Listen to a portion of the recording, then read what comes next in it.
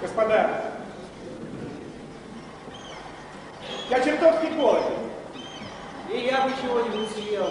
А что, разве наши запасы совсем иссякли? Только и оно, что совсем. Не осталось ни крошечки. А мне казалось, что там еще банка телятины с горошком. Ничего не осталось. Эх, съесть бы чего-нибудь. Я бы тоже чего-нибудь съел. Господа, будем реалистами, скажем точнее. Мне уже все равно. Но ведь вы же сами сказали, что ничего не осталось. Что же вы имеете в виду? Съесть придется ничего-нибудь, а кого-нибудь.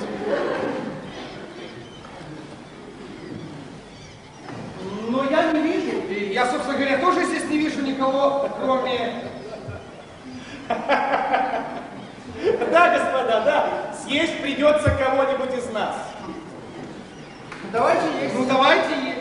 Господа, мы не дети. Обращаю ваше внимание на тот факт, что все втроем кричать «давайте есть» мы не можем. В оставшемся положении кто-то из нас троих должен встать и сказать: будьте любезны, угощайтесь, пожалуйста. Кушать подано. Кто? Кто? Вот об этом и я хочу вас спросить. Я взываю к вашим товарищеским чувствам и к тому хорошему воспитанию, которое вы получили. О, баклан! Баклан летит. Возможно, то, что я сейчас скажу, прозвучит грубо, но я с детства был невоспитанным ребенком, я был себялюб и всегда был им. Еще в школе я ни с кем не делился своим вторым завтраком. Я съедал его сам. Это очень скверно, но делать нечего, придется тянуть жребий. Да. Превосходно! Да, это лучший выход. Давай. Жребий мы будем тянуть по следующей системе. Сначала один из вас называет какую-либо цифру, потом второй из вас называет следующую цифру, затем я называю третью цифру. Если сумма всех трех цифр оказывается четной, увы, жребий мой, съедем буду я. Но, господа, если сумма всех трех цифр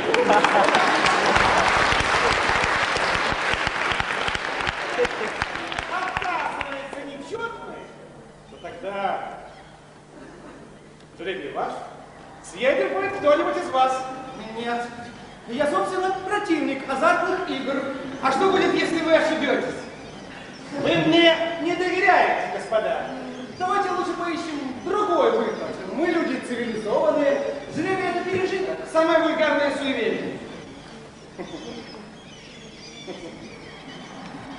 Ну ладно. Мы можем организовать свободные демократические выборы. А? Мысль неплохая. А вы ничего не будете иметь против, если я буду голосовать в одном блоке с вами? Это значительно упростит предвыборную кампанию. Господа, парламентаризм изжил себя. Но другого пути нет. Если вы предпочитаете диктатуру, я охотно... Нет, долой тиранию. Так значит, свободные выборы. Тайны? Но без всяких блоков. Каждый голосует сам по себе. Прекрасно. Позвольте шляпу. Я... Сюда мы будем бросать бумажки с именем кандидата. А у меня нет ручки. Охотно одолжу вам. Вот, милый друг, и ручечка, перышко, пожалуйста. Ну, все на выборы! Подождите, друзья мои, если уж мы затеяли свободные выборы, мы не должны забывать такой вещи, как предвыборная кампания, которая во всем цивилизованном мире предшествует избирательному акту. Ну, если вы так настаиваете... Ладно, давайте вести кампанию, но только живо. Да, вот трибуна. Кто хочет первым занять это почетное место? Может быть, вы? Нет, я предпочел бы потом. Я никогда не был блестящим оратором. Но крайне как-то выдвинули вы. Да, это вы навязали массам собрания и разные политиканские штучки. Вот теперь вы и начинаете. Бросим. Если вы так решительно настаиваете, я тогда, пожалуй, начну.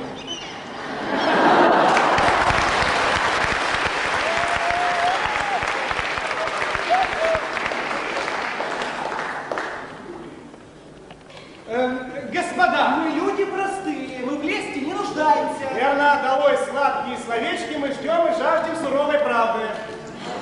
Друзья, мы собрались здесь... Короче. Я на работу опаздываю. Друзья, мы собрались здесь, чтобы разрешить жгучую, наболевшую продовольственную проблему. Сразу вам скажу, моя кандидатура для этого не годится. У меня жена, дети. Вы знаете, я вспоминаю, как сижу я бывало в садике и качаю детишек на качелях. Туда, сюда. А жена сидит рядом и вышивает крестиком, пока еще солнышко светит. Это вовсе не аргумент. Когда речь идет о всеобщем благе, личные чувства не играют роли. Дети могут качаться на качелях и сами. Даже еще лучше. Вот, даже лучше. Садики, на качели, на карусели. Нет, дети это вовсе не аргумент. Ну, друзья мои, когда я был еще маленьким мальчиком, я лелеял честолюбивые планы. Правда, я недостаточно работал над собой, не достиг того, к чему стремился. У меня были срывы, это правда, отсутствие веры в себя, пессимизм. Но я даю слово, что я еще все могу наверстать. Я даю обещание, что я не буду больше прогуливать, я не буду пренебрегать своими обязанностями. Я буду штурмовать науки, вырабатывать характер, упражнять волю. И я достигну того, что еще меня ждет. Я стану кем-нибудь. Громче. Я обязательно кем-нибудь стану. Это субъективизм. Мы хотим есть. Коллеги, давайте-ка вместе 3-4. Мы хотим есть. Мы хотим есть. Я не советую вам, я решительно не советую.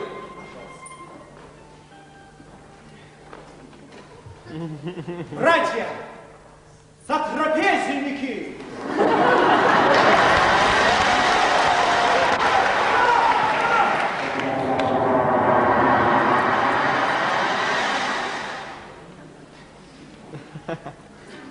Я ничему не ученый и много говорить не люблю. Действовать — это да. С молодых лет меня привлекает кулинарная наука. Но не сама еда. О нет, я человек малотребовательный и ем мало. Да что я говорю, я вообще ничего не ем. С едой я покончил раз и навсегда. Работаешь над приготовлением пищи стала радостью всей моей жизни. Есть ли большее блаженство для повара, чем после тяжелого и напряженного труда смотреть, как едят другие, и как им вкусно. Только такой награды я жажду. Одно лишь считаю нужным добавить. Я специалист по мясным блюдам. Вот и все, что я хотел сказать. Браво! Браво! И еще раз браво!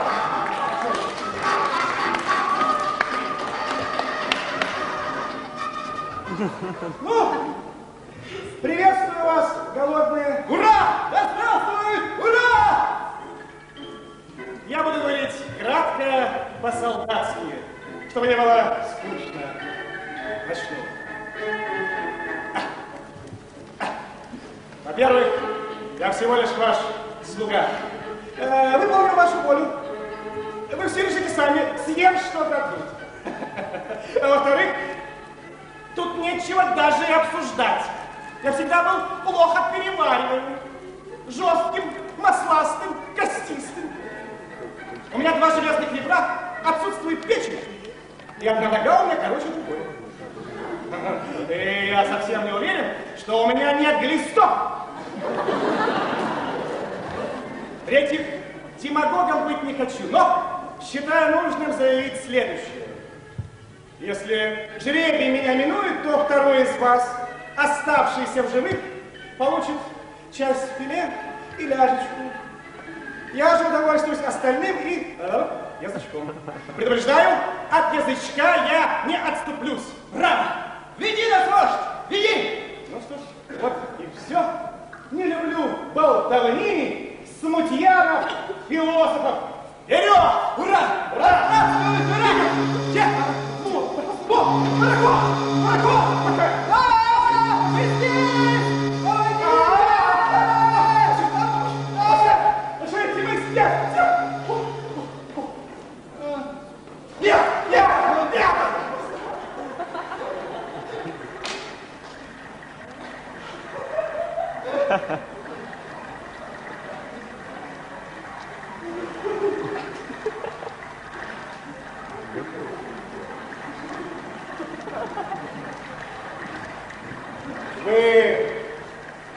Удовлетворены?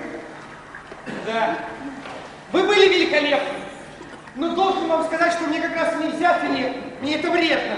И если вам все равно, то я хотел... А меня ваша речь потрясла. Браво. Что касается проблемы язычка, то я полностью на вашей стороне. Ну, предвыборная кампания состоялась. Прошу. Начнем, господа, конфетки. Свободно, демократично, как положено.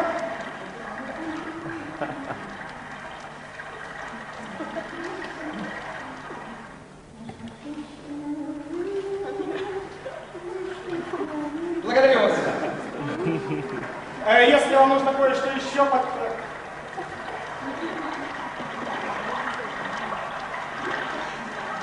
Да, я готов.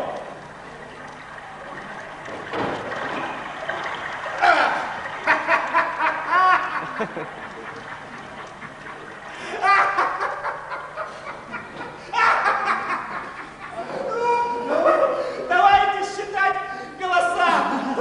У меня сплошное любопытство и нетерпение. Голосование повышает аппетит. Нельзя ли чуточку побольше так?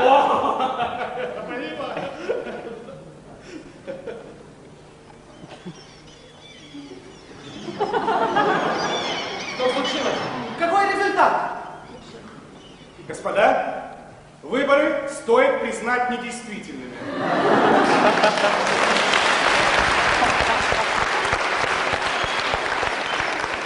Как это? Я хочу есть. Вы хотите торпедировать свободные демократические выборы? В шляпе 4 карточки. 4! Я же говорил, что парламентаризм изжил себя. Что же теперь? Будет. Типичный правительственный кризис. Может быть, нам прибегнуть к процедуре прямого назначения кандидата? А кто будет назначать? Я охотно бы взялся. Я так и думал, нет, не может быть и речи. Вот. Какая гнусность. Что именно? Что именно? С демократией не выверила. Диктатура не пройдет. Однако что-то надо придумать. Да-да-да, нам нужна жертва. Жертва, готовая пожертвовать собой ради других.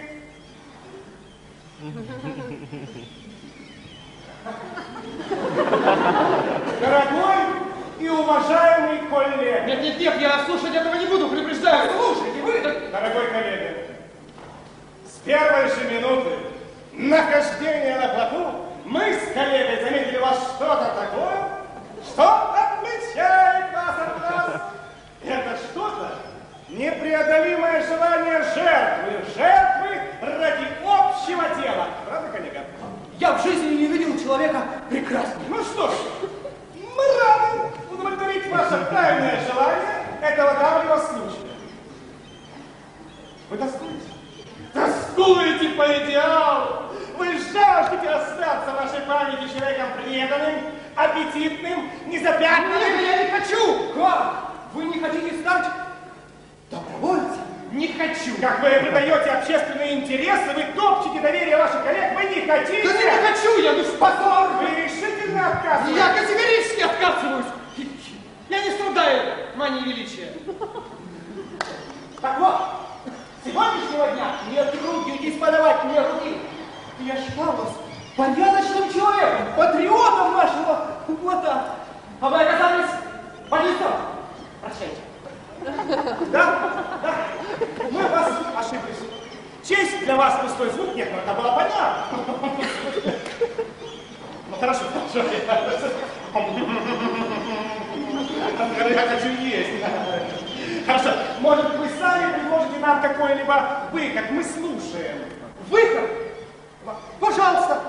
Я с детства мечтал о всеобщей справедливости. Справедливости лишь жажду и ничего больше. Вы меня поражаете. Почему? Ну откуда у вас уверенность, что справедливость не вернется против вас же? То есть не вступится за вашу же кандидатуру? Но ведь это ж так просто. Я с детства был невезучим ребенком.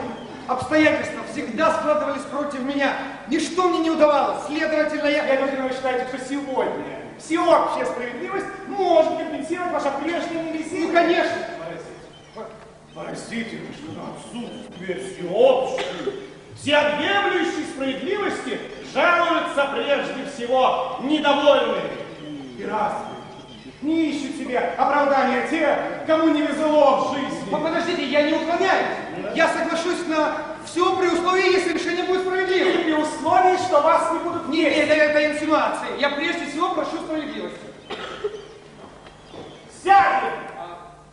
Господа, это будет нелегко, но дело придется уладить. Я с ним не разговариваю.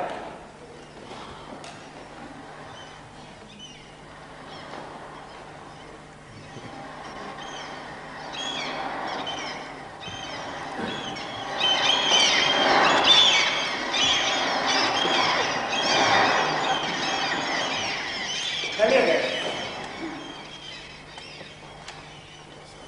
а у вас есть мама? Как бы это сказать? А у вас, шеф? Увы. С самого детства я круглая сирота. Бедные родители. Вот то же самое и я хотел сказать.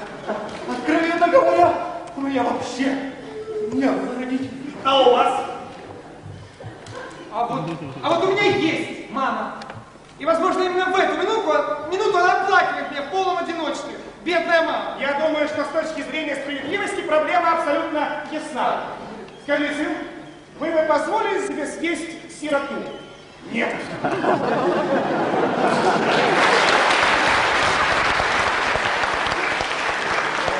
Нет, дорогой коллега, если бы кто-нибудь из нас, сирот, оказался бы съеденным, это было бы пощечиной элементарной справедливости. Мало нам было сирот, но тут еще быть съеденным. Но видите, то, что... Нет, дорогой коллега, это ясно как день.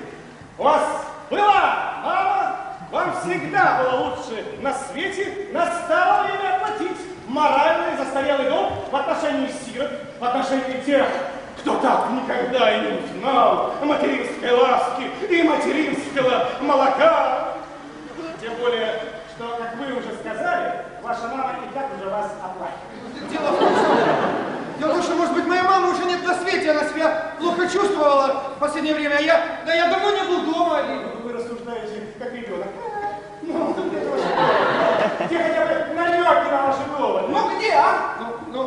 Я только говорю, что она не ахти как себя чувствовала, когда я уезжал. А сейчас только говорят о болезнях современной цивилизации, что я... Фантазии художника, игра воображения.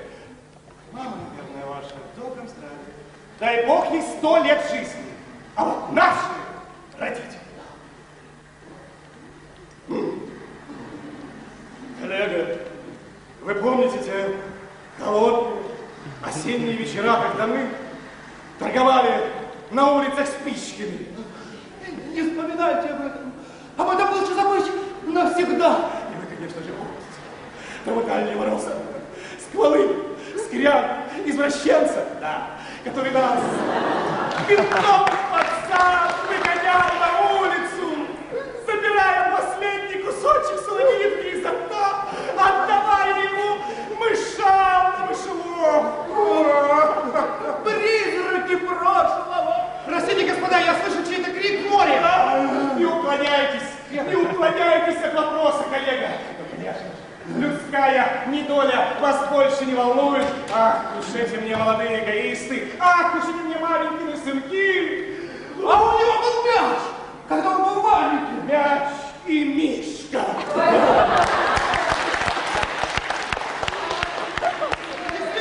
Действительно, кто-то кричит море. Теперь уже ясно слышно. Действительно, кто-то плывет. Сиротам всегда ветер очень. Шеф, а может это кто-нибудь с едой?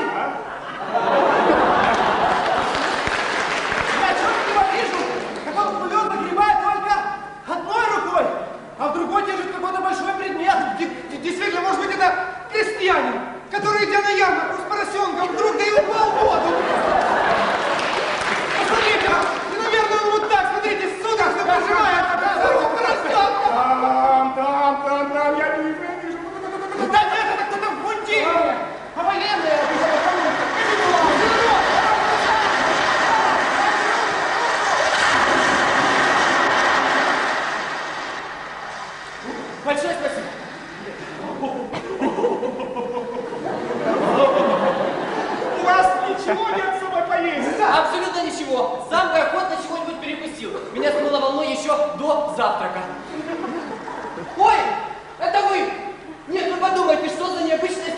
настоятель. Вы знакомы? Еще бы! Я 10 лет доставляю господину почту. Не знала я, что вы в море. Но все превосходно складывается. У меня для вас телеграмма. Телеграмма мне? Да, я как раз спешил с этой телеграммой вашему над морем, когда меня смыло волной. Слава богу, я неплохо плаваю. Кстати, где? Вот она. Я прошу прощения, Да, господа. конечно. Это настоящий музей. Настоящий, только мокрый. Вы понимаете, когда... Ура! Что случилось? Господа, меня постиг тяжелый удар.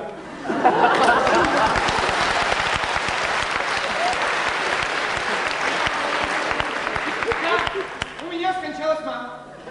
И в связи с этим я обращаю ваше внимание, что тебе тоже сирота. И нам необходимо возобновить дебаты по поводу проблемы съедения одного из нас. Я протестую.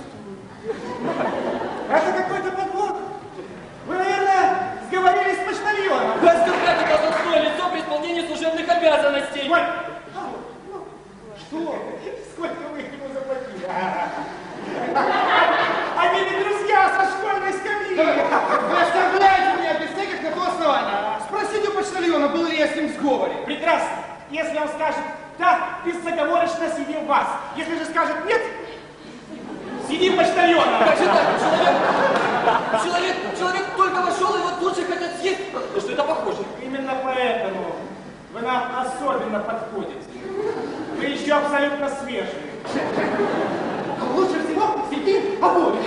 Одного на жаркое, другого на закуску или на компот. Или одного нафаршировать другим.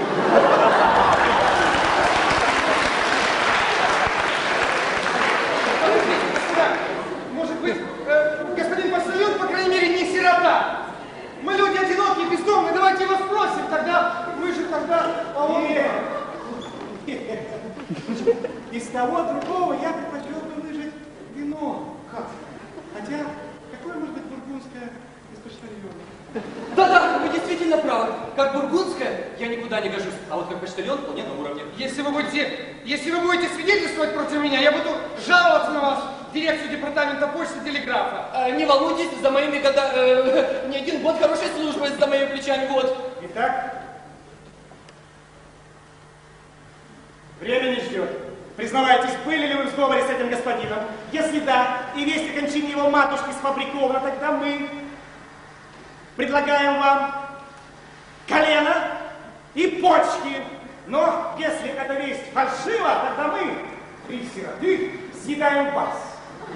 Почта является учреждением, учрежденным для общественной пользы. И как таковая послужит на этом вопросе. Заклинаю, не дайте себя сломать. Не волнуйтесь, я почтальон старого поколения, меня нельзя купить какими-то почками. Предупреждаю, мы можем дополнительно предложить вам еще часть сердца, но на большее мы уже не пойдем. Нет, господин хороший, вы видите эту эмблему? Честь этой эмблемы мне превыше всего. Ой, прощайте, господа.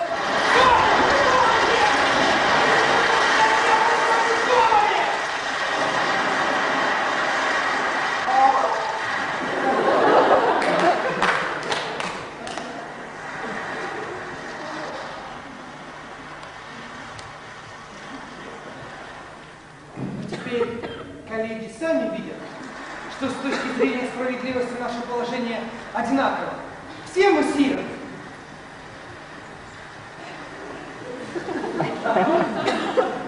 Коллега, прошу приготовить столовые приборы.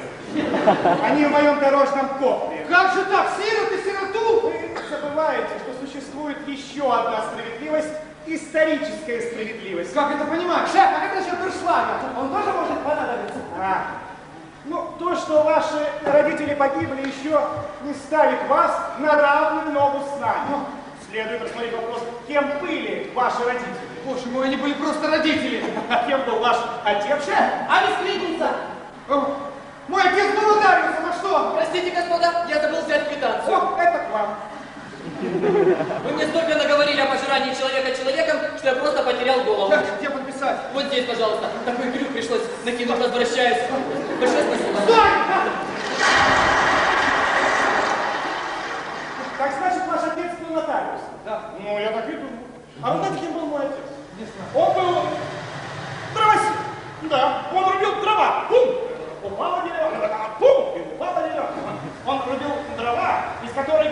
бумага, на которой ваш отец, служа аристократии, визировал налоговые декларации для матушки моего бедного приятеля, у которого отца, заметьте, не было и вовсе. Да я не имею с этим ничего общего. Ту справедливость, которую сейчас заставляет нас съесть вас, мы называем исторической. Господин граф! Господин граф! Кто это? Что это? Что? Господин граф! Давайте руку! Господин граф! Какое же это счастье, что я снова вас вижу! Кто это? Что это? Господин граф не узнает меня? Не узнает своего старого Яна? Это же я учил господина графа ездить на пони, когда господин граф был еще маленьким. А? Какое же это счастье, что мои сороки снова видят господина графа. Все во дворце беспокоятся, когда пришло известие о том, что утонул тот корабль, на котором господин граф был по морю. Я не мог больше выдержать. Где господин граф, там и я. Какая судьба у господина графа, такая и у меня. И прыгнул в море. И плыву себе, плыву, пока не увидел. Господин граф, что за счастье! Я послушай. Немедленно прыгни с плота и утони. Слушай, Стой!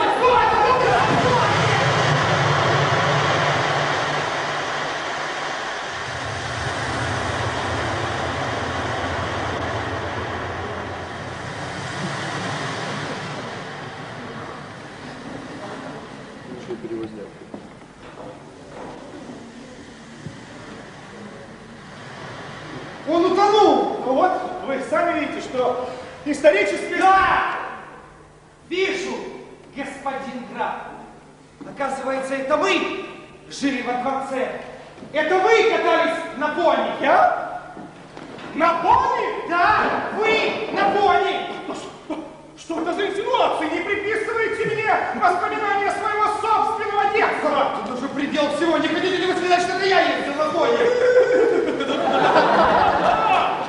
Вы в этом сами признались минуту назад! Почему это выше моего понимания? Да я категорически заявляю, что ни с каким пони не имел ничего общего. А я тем более.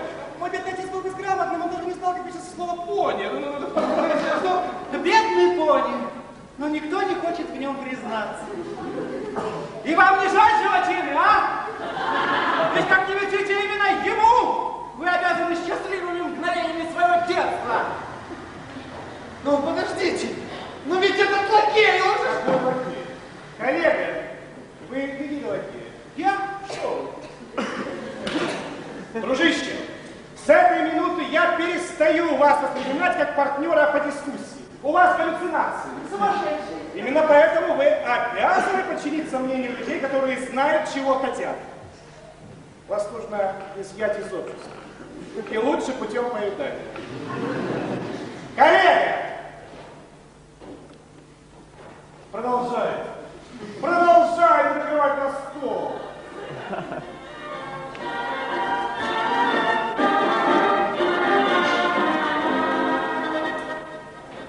Маленькие ложечки подавать? Конечно. Ведь у нас сегодня большой обед. По одному или по два ножа? По два. Салфетки? Разумеется, мы люди культурные, все должно быть как в лучших домах. Понимаю. Буэнос-Айрес, 21 год.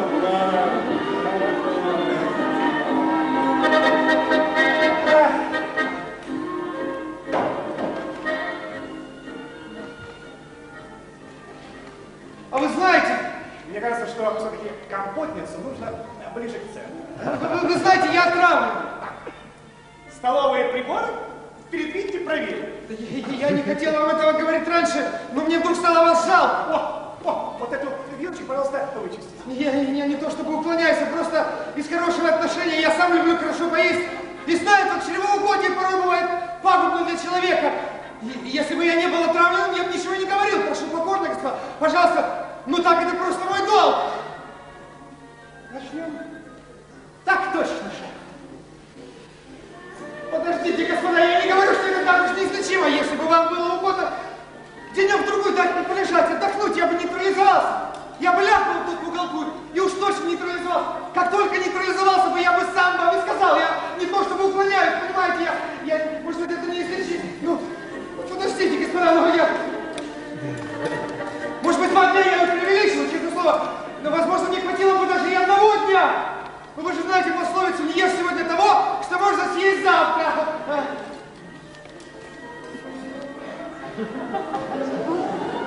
Вы знаете, возможно, не хватило бы даже нескольких часов. Нескольких часов, даже часик. Час настал. Ладно, вы правы, подождите, господа. А могу ли я вам дать один совет? Абсолютно бескорыстный совет. По какому вопросу? Сугубо профессиональный кулинарный совет. Ну? Но не кажется ли вам, что мне необходимо вымыть ноги? О!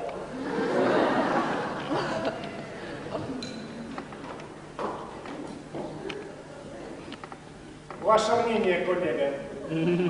Да я не знаю. Потом еще на зубах скрипеть будет.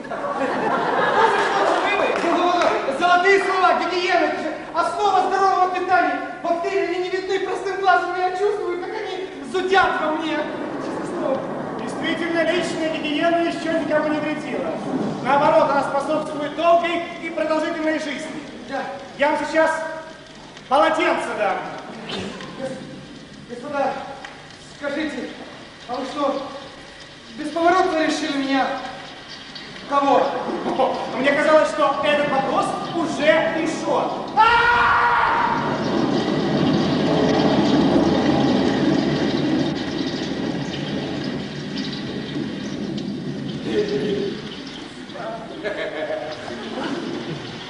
Вы что-то говорили о готовности к жертвам? Да, говорил, что жертвенность – это прекрасная идея. Скажите еще что-нибудь, пожалуйста. Что ж, я тогда описывал картину в целом, что жертвенность, готовность, самопожертвование. Да-да-да, все это правда. Ну вот видите, а вы не хотели мне верить. Я был просто незрелыми, совершенно неопытным. Да у вас еще все впереди. Конечно, я поступал просто подло, отвергая ваши советы. А но ведь цинизм не успел расцвести в вашей душе буйным цветком страсти, если в ней сходят ростки благородных чувств. Мне кажется, что с левой ногой играться и мыть уже хватит. Я, представляете, я еще поиграюсь между пальцами. Скажите, господа, вы знаете, я начинаю чувствовать, что во мне пробуждается совершенно иной, лучший человек. Но скажите, вы ведь уже твердо решили, да? Ну, знаете. Да, конечно. Да. Ведь это же совершенно разные вещи.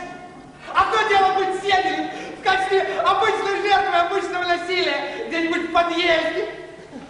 И совершенно другое дело. В качестве абсолютно иного, лучшего человека, вместе с благородными намерениями по внутреннему побуждению. Ну скажите, вы ведь точно решили, господа, да?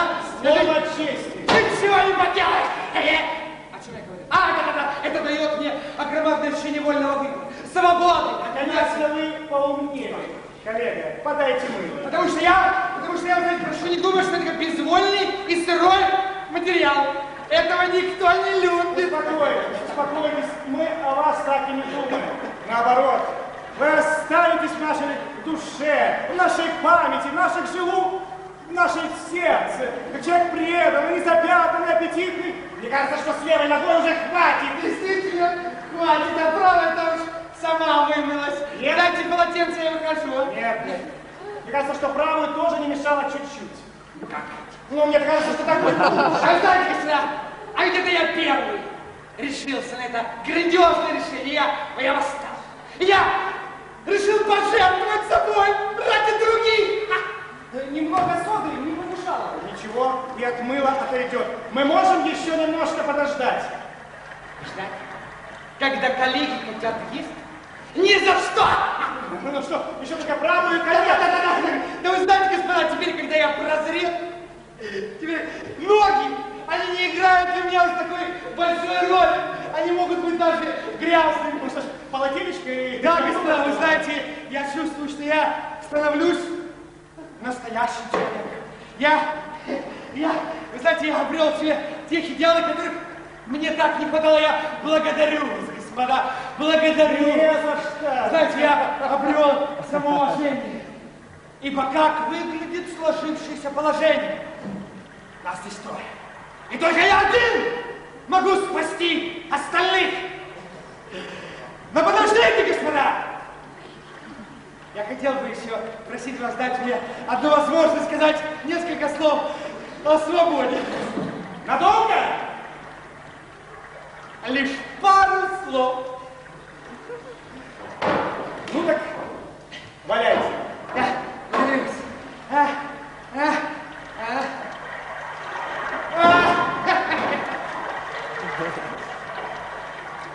Свобода не означает ничего. Только настоящая свобода обозначает что? А почему? Потому что она лучше, а значит она настоящая. Отсюда где искать настоящую свободу? Поразмысли логическим путем. Если настоящая свобода, это не есть то же самое, что обычная свобода, то тогда где же нам найти эту настоящую свободу? Это ясно. Настоящую свободу можно найти только там, где нет обычной свободы. А где соль мешаете в такую минуту? И именно поэтому. Кофе на самом дне. Шеф! Я нашел ту банку телятины с горошком. Спрячь! Спрячь или нет? Ты же спрячь ты! Шеф, за меня я предпочел бы горошек. А вы знали об этом? Нет. Не знал. Да и в конце концов. Что в конце концов? Вы что, не видите? Что он уже счастлив.